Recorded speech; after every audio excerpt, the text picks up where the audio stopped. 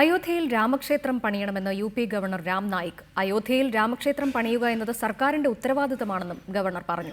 ഇന്ത്യയിലെ ജനങ്ങളുടെ ആഗ്രഹമാണ് അയോധ്യയിൽ രാമക്ഷേത്രം എത്രയും വേഗം നിർമ്മിക്കുക എന്നത്. അത് പ്രാവർത്തികമാക്കാൻ സർക്കാരിന് ബാധ്യതയുണ്ടെന്നും രാം നായിക് പറഞ്ഞു.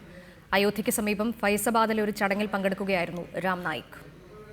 അയോധ്യയിൽ എത്രയും പെട്ടെന്ന് രാമക്ഷേത്രം പണിയുക എന്നത് ഓരോ ഇന്ത്യൻ പൗരന്റെയും ആഗ്രഹമാണ്.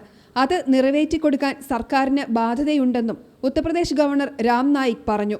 राम मंदिर जल्दी से जल्दी बने, इस प्रकार की भारत के नागरिकों की इच्छा है और वह इच्छा पूरी होनी चाहिए.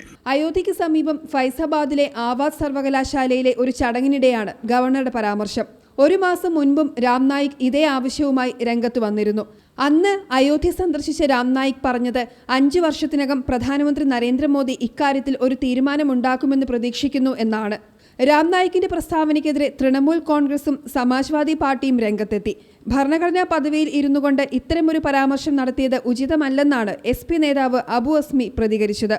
എന്നാൽ രാമക്ഷേത്രം നിർമ്മിക്കുന്നതിൽ എന്താണ് തെറ്റ് എന്നായിരുന്നു BJP വക്താവ് സിദ്ധാർത്ഥ് നാഥ് സിംഗിന്റെ പ്രതികരണം.